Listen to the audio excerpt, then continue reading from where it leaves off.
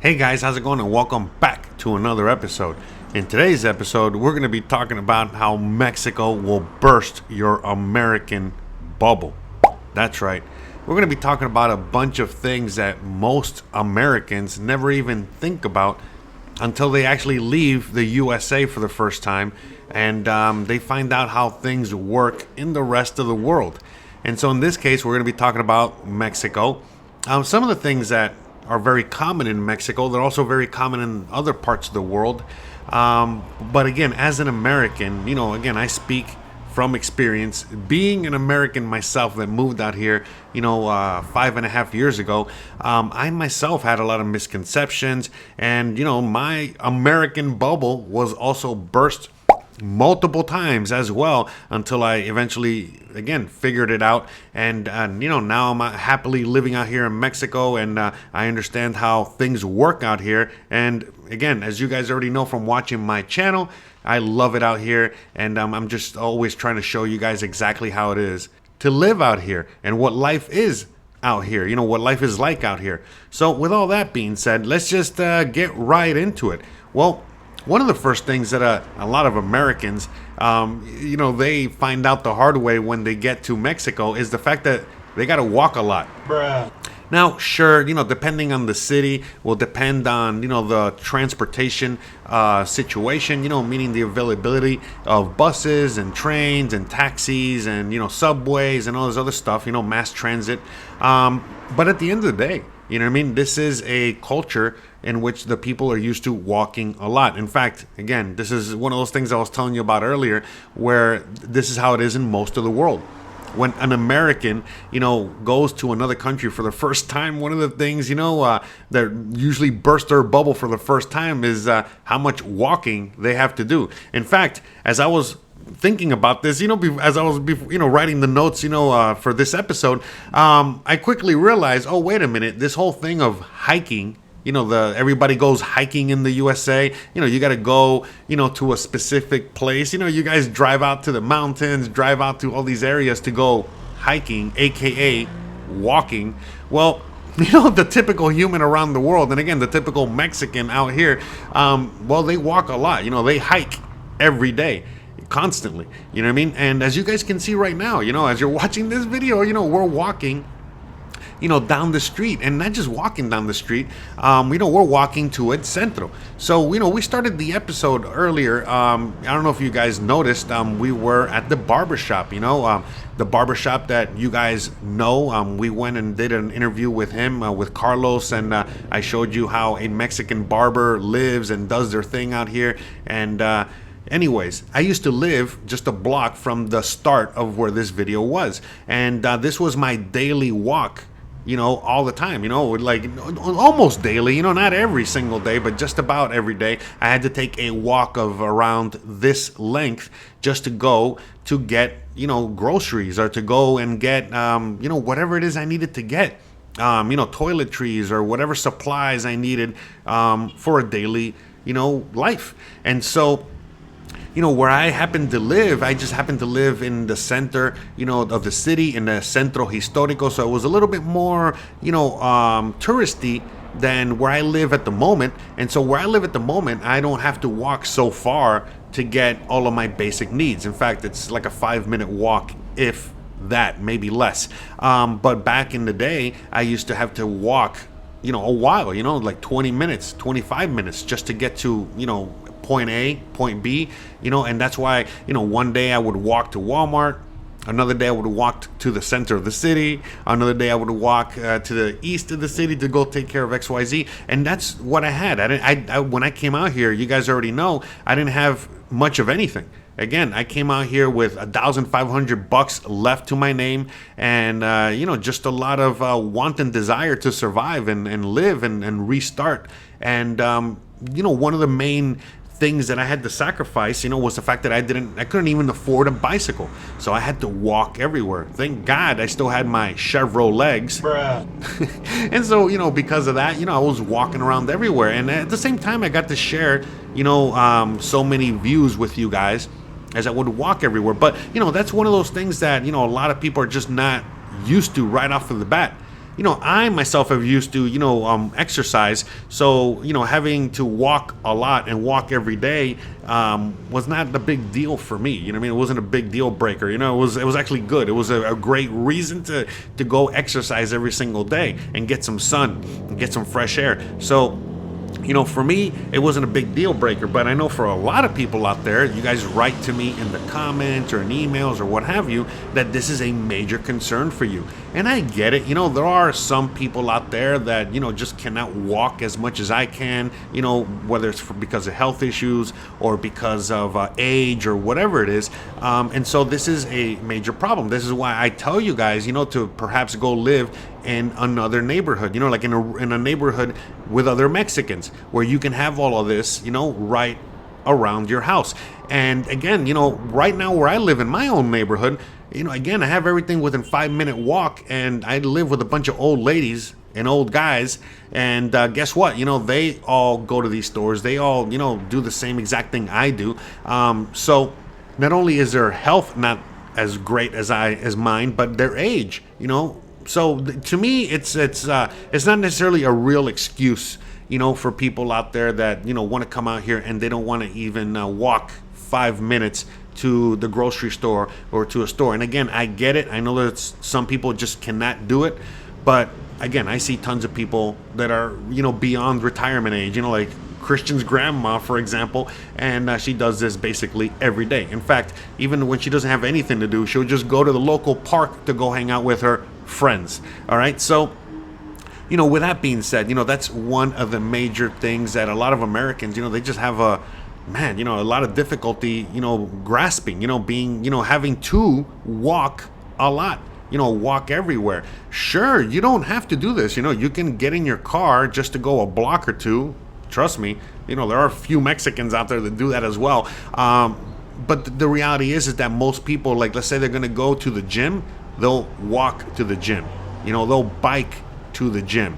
They'll do exercise at the park. They'll go out.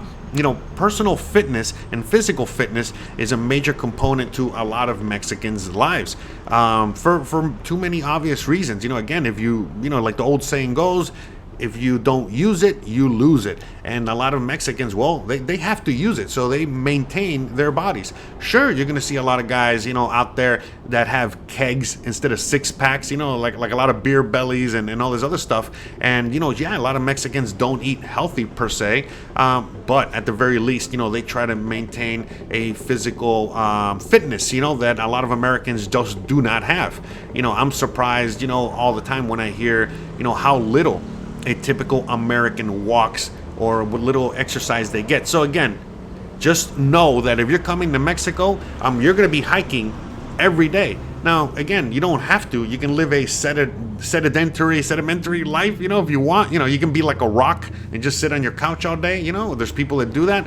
But the reality is that, the typical Mexican walks around a lot. And most cities and most areas are made for people to walk. They're made, they're more accessible to people walking than driving. Again, there are exceptions to the rule. Of course, there are major cities out there like Mexico City, Guadalajara, Monterrey, I can go on and on, that are just, monster cities in which, there are people with cars and you have to have a car to get around.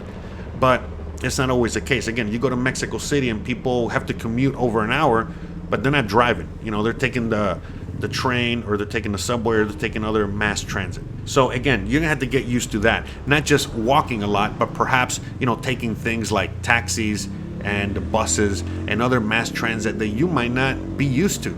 And a lot of times it's for convenience over everything. It's not about the fact that, you're too poor to have a car. No, again, I have a car, I have a truck, but a lot of times when I'm going to certain places, it's just more convenient, and many times it's even cheaper or just about the same price to take an Uber or to take mass transit. And it's again, the convenience, outweighs all the other things. So again, get ready to walk, and just again be ready to just do more exercise while you're out here in Mexico. So again, that's a major bubble bursting thing for a lot of people out there. Another thing, which is a kind of a sad reality, but we do have to talk about this, is stray animals and trash. and things like that. So, again, I've mentioned it many times. Out here we're living in anarchy. We're living in a true, in the sense of the word, libertarian type of world. And I know many people see this topic and this thing very differently, but for me, being a super freedom-loving person, I enjoy, perhaps living in this kind of environment as opposed to, an environment like the USA where they force you, through threat of arrest or fines or whatever, they force you, to live a certain way. And so for me, again, there's no perfect medium here, but at least in Mexico, there is no threat of any authority figure coming over here and, telling me that I got my fence painted the wrong color, or that my dog is loose in the neighborhood, or that, my yard is dirty, or that I didn't clean up my driveway, or whatever it is. I don't have anything like that. So in Mexico, as you guys can see, every single home and property is in different stages of, care. Some care more about their properties than others. Again, you'll see it more in other videos. In this video, we're just walking to El Centro, so it's a little different kind of scenario here, but you'll see it in some of my other videos, where you'll see trash on the side of the road. You'll see a lot of stray animals.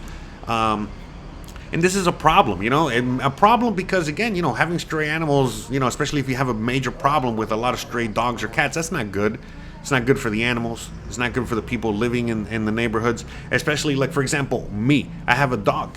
And when I'm walking around my dog every single morning, I got to walk around, with a stick, and that stick, is basically to protect me, from other stray animals that will just, they just happen to be around. So when I'm walking Gizmo, I'm always gotta, me and him are always like under constant, vigilance, that, a dog or a pack of dogs might come after him, and again, look, if you're walking around by yourself on your own, you're usually fine. But it's like when you are walking your dog, you have another dog, another animal out there, and there's other, stray animals that are in the vicinity or in the neighborhood, then they're going to have that whole territorial situation, when they're going to want to go at it. And in the case of my dog, he's very aggressive, so it's always a problem. Where, we always gotta deal with it when we see them. Now, it's not every day. Out of 7 days of the week that I walk Gizmo, I might see these dogs. By the way, they're all kinds of different stray dogs, but I might see them twice in that week. And most of the time, they're already learning to stay away unless they're new dogs to the neighborhood. But the point I'm making is that there's stray animals. And if you saw a video that I made about a month ago, give or take, where I was with Ed and Betty, and we were, I interviewed them, and we showed their house and did that whole thing. They take care of a lot of stray animals in the neighborhood because they know that that's a big problem, and they love animals, and so they actually go out of their way to help those animals, and really help them. A lot of people, sometimes what they do is that they'll just put food out, or they'll, make the problem worse, in trying to help. But at least, they are, they know how to help the right way, not just by spay and neutering them, but finding homes for them and making sure that even they stay out of trouble. But I digress. That is a problem that people are going to have to deal with out here in Mexico. And, each part of Mexico is different with their problem with animals. Some have more than others, the trash as well. Some cities in some areas, it's not a problem. And other cities in other areas, it is a problem. And, that's, a whole other issue there that, in a sense, it almost, kind of comes down to each neighborhood and certain areas and even the garbage pickup services, But that's also another issue, the way that, people might throw their trash out here. It's not to say that they're not clean. In fact, Mexicans are very clean. And you'll see that, and again, many videos of many people throughout all of Mexico, you're always going to see people like sweeping the floors, sweeping the streets, keeping everything clean. But in regular neighborhoods, again, because of that freedom, people are going to do whatever, and so a lot of times, when it just comes out to throw out the trash. Another thing too, like, for example, not that me and my neighbors in my neighborhood are trying to, be dirty, but when we have to put out the trash, every couple days for the trash man to come pick it up. There is no big giant trash can like you have in the United States. You got to just like put it out there and just, hope that the stray animals that we were talking about earlier, don't break into the bag and make a mess. And so people got to get creative, and they got to tie, the bag to the fan, so they got to do all the things. Or, again, some people in some fancy neighborhoods even get the big trash cans like they have in the USA. But again, at the end of the day, it's a problem. Now, for me, it's not that big a problem, because I already, know how to deal with all these things, and I've found solutions, and I just deal with it. I understand it's, comes with the territory. It is what it is. Nothing's going to be perfect. To me, if I got to just deal with a few stray dogs, and I got to deal with the trash, and I got to deal with, like a few things like the things that we're going to keep mentioning in this video here going forward, it is a small trade-off, again, for the things that I would have to deal with in the USA. Another thing is patience. A lot of people out there, they just don't have patience, especially the ones that come from the USA. Again, if you're coming from Europe, you're probably already kind of used to like a slower lifestyle and, things working, a certain way. But again, especially if you're coming from the USA, you're coming from a major city where everything is go, go, go all the time, and you land in a place like, I don't know, Mérida, Yucatan, where I live. You kidding me? You know what I mean? Like everything is in slow motion. Sometimes it's in reverse, if you can even believe that. So yeah, you know what I mean? Like it's gonna not be good. Now again, if you come from a slow, place in the USA, a rural place in the USA, then yeah, of course, you know what I mean? Like it'll probably be easier to fit in to certain, slower paced rural places out here in Mexico. But even if you go to Mexico City, again, if you're coming from Mexico City to where I live, yeah, you're going to see a huge difference in speed. But if you're coming from like New York, or Miami or whatever, somewhere on the East Coast, and you go to Mexico City, it's almost going to be like you're going to LA. You know what I mean? Sure, things are a little, faster paced, than other parts of Mexico because it's a major city, but it's not as fast paced as the USA. No way. Jose, are you kidding me? And so that's a beautiful thing because, again, the few times that I've visited, Mexico City, and I'm looking forward to, when we go visit Guadalajara and stuff like that. But yeah, every time I've gone to a major city out here, for the most part, it's been nice. It's been a chill, experience instead of, a hectic and crazy, experience. So everything's slower paced. And so not only is things slower paced, but what I really mean by this is the fact that, when you call for a service, a lot of times it's going to be late. Everything runs on Mexican time. People, they might say they're going to show up on Tuesday and they don't even acknowledge you till Thursday. Bruh. And again, this doesn't happen everywhere with everyone, but it is the norm, where you're going to be, your patience is going to be tested constantly. And so, for example, you know what I mean? Like if you're coming to a place like Mérida, it's even slower than molasses. Obviously things are going to work a little faster in Mexico City or other places like that. But again, still, it might not be as fast as you're used to. And especially when you're doing, government things, bureaucracy things, paperwork things, things like that, the government, lawyers, whatever. A lot of people, they get that misconception when they come out here. Oh, I think my lawyer's stiffing me. Oh, I think that government official is whatever. Oh, I think, blah, blah, blah. All these things, which again, I experienced myself until I realized, oh no, that's just the way things are out here. Because again, for me personally, I get to talk to a lot of Mexicans. And so when I talk to these Mexicans, they have the same exact problems that you guys have, that we all have. It's just that they are used to it. They're used to living like that because that's how it's been their whole life because they're Mexican. But when you come out here as a foreigner, as an American, no way. You know what I mean? It's like so different, and how, inefficient things might be.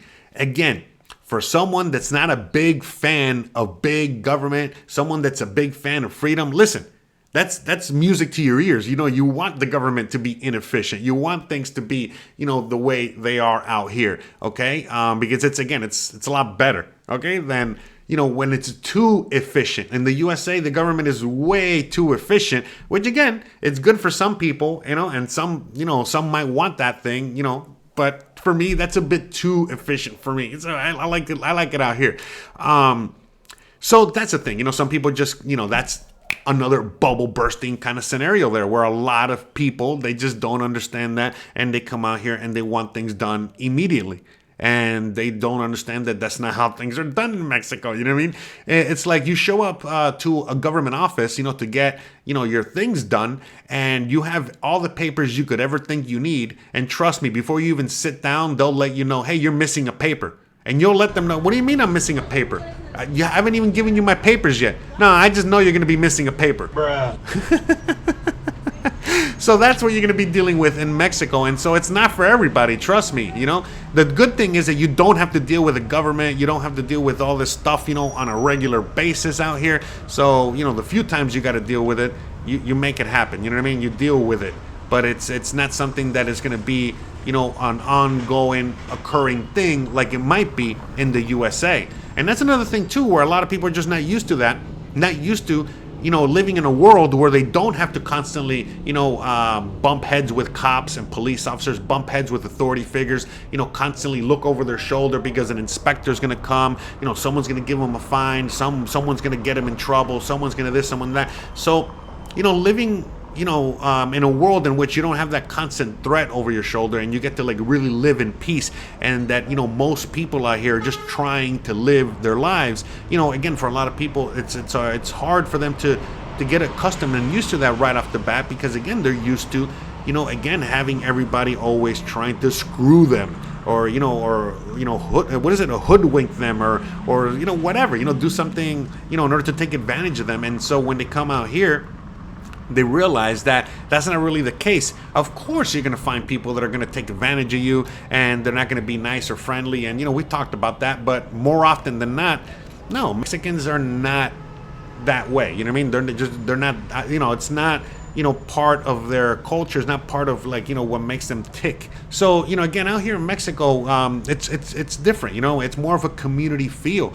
Again, of course we got crime. Of course we got things that happen, but for the most part, people do take care of each other. They help each other, and it's more of a, a community, help. And, again, that's why a lot of people are just, they get used to the patience thing, because it's not that big a deal. Everyone understands, why that guy might be late, or why that guy, put his child's recital or his child's, XYZ emergency, over you, over, coming and fixing the plumbing issue at your house.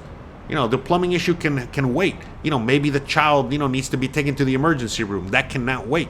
So it's things like that when, once you start to figure out, why they're late, why they don't prioritize you or a job, instead of, the money, they're actually caring more about their family. They care more about their life. They care more about, their quality of life and things like that. Then you start to really understand, oh, okay, maybe I should be more that way. Maybe I should be more understanding. Maybe I should, again, care more about life and living life, as opposed to, I don't know, fixing the freaking hole in the wall, which could wait another day or a week. And so, with that said, that also brings me to the next one, which is, the people out here are very, very friendly, and it's very safe. Of course, there are areas, of Mexico that are not safe, and they are dangerous. We all know that. But the reality is that they are actually few and far in between. And it's not all of Mexico, In fact, most of Mexico is actually really nice and very friendly and very safe. And, again, even in the most dangerous parts of Mexico, the people are friendly. But again, that's another misconception. A lot of people think that, Mexicans, they hate Americans, or they hate gringos, or they hate, no, that's not it at all. Most Mexicans don't hate, Americans or anything like that. They hate the U.S. government. Hey, you might also hate the U.S. government. But hey, look, they don't like their own government either. Again, most Mexicans don't trust or like government, all right? So that's something that, again, a lot of you guys out there in the audience might, be able to, join hands with other Mexicans on that, have something that you guys can agree on. So with that being said, they understand that it's not, the policies of the U.S. or whatever happens with the U.S. and Mexico and, all that government bureaucracy stuff, that has nothing to do with you, the individual.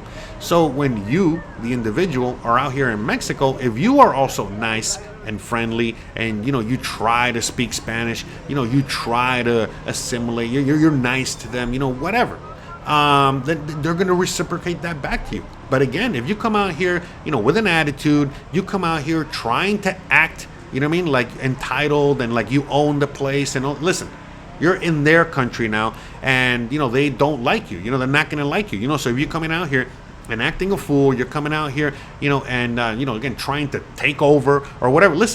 Listen, they know very well, how the U.S. is, the empire. They go and they just take over everything. So immediately you go in there and you start yelling and you start asking for a manager and you start acting a fool. What are they thinking? They're thinking immediately that, like, oh my God, this guy is coming out here, if we allow more of these people out here, then we're going to lose it all. So, they're not going to be very friendly at all to you.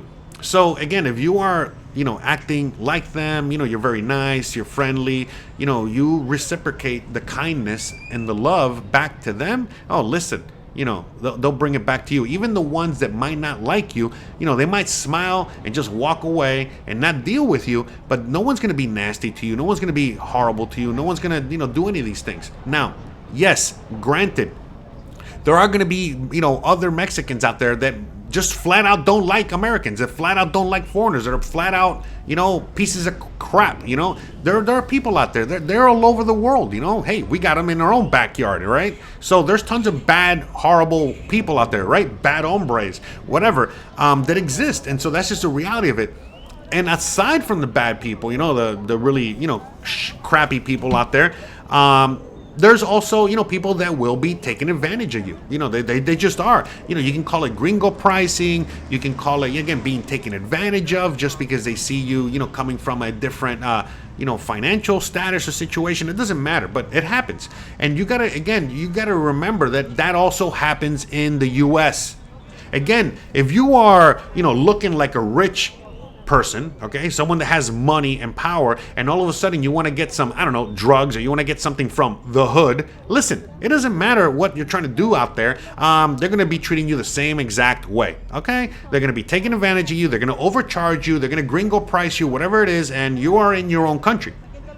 So what makes you think that if you're out there and you're flaunting your money, you're flaunting your who you are and what you are, and you're acting, again, entitled and yada yada yada, and you're in some regular village in Mexico, what the hell do you think they're gonna be? They're gonna just try to get as much money out of you as possible, because they're probably never gonna see you again. You obviously don't respect them or their culture, so why the hell were they gonna respect you or their culture? So they're just gonna try and do that. Now, when it comes to the fact that, hey, you might hire somebody, once you're living somewhere and established somewhere or whatever, and you hire somebody to, help you with XYZ, and then they overcharge you, or they this or they that. Again, each situation is very different. So you also have to deal with each individual differently.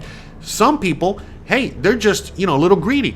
Other people, they need to feed their family, and they're just thinking, man, this gringo's not going to miss 100 pesos here or there. And you got to treat each individual situation differently. Okay, obviously, in some cases, you'll have a guy come over and do an amazing job, work all day for you, and only charge you like $15.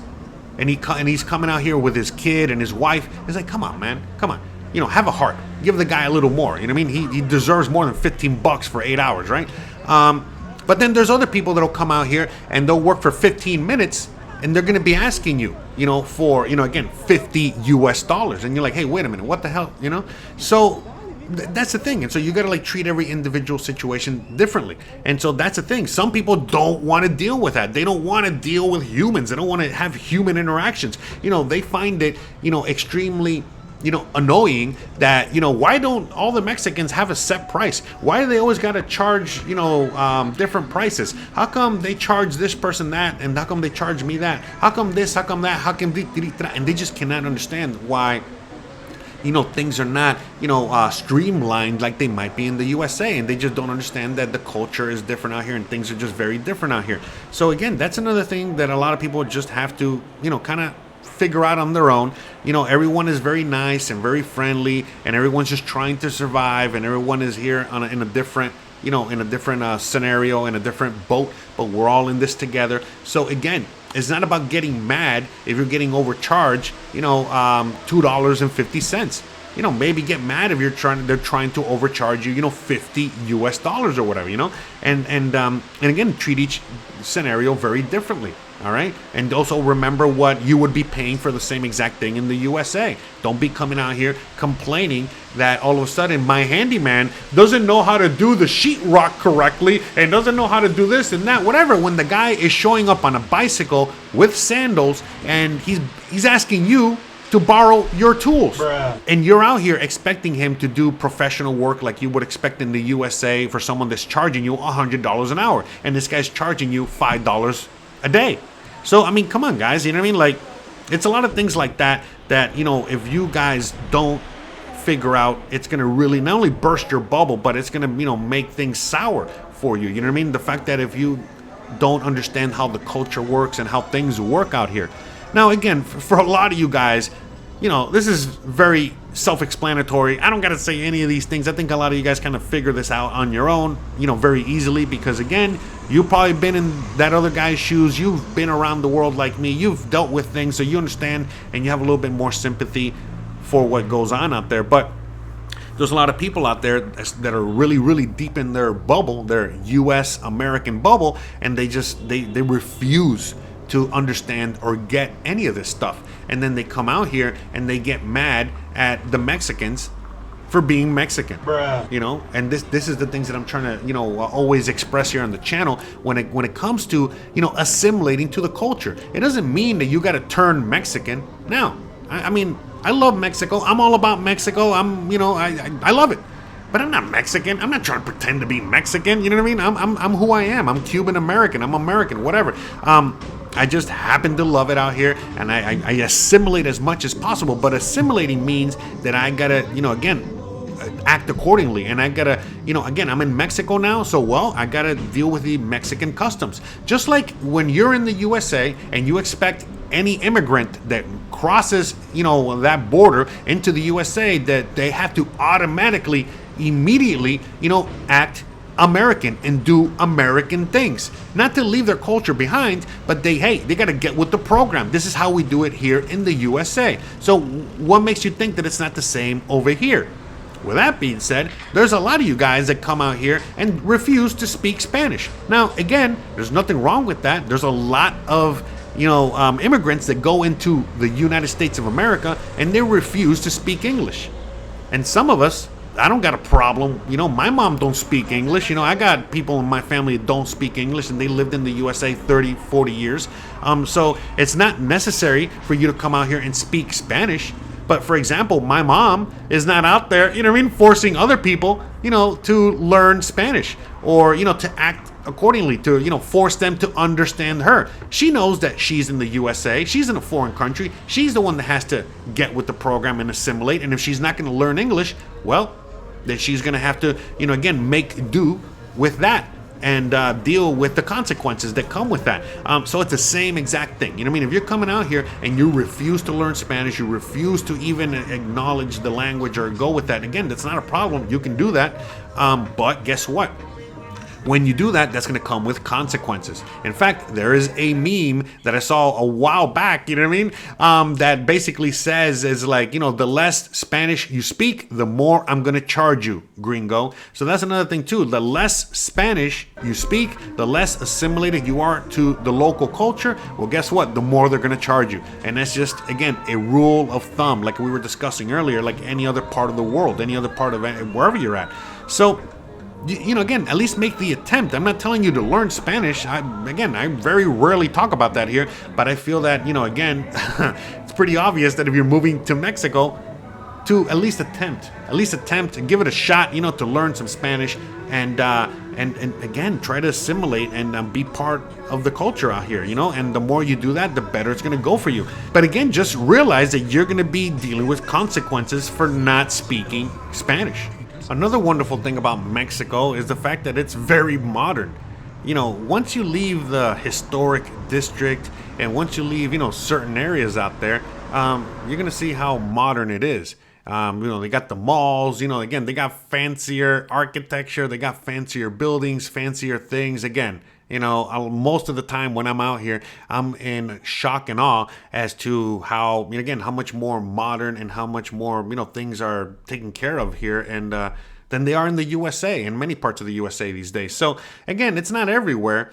We know Mexico is booming. Mexico is going through an economic boom while the USA is going through an economic depression. So they're going in complete opposite directions. And you get to see how apparent it is, once you're out here in Mexico. No matter where you are, you go to major cities, like Monterrey, Guadalajara, Mexico City, and so many others. And you're like, holy guacamole, look at all this.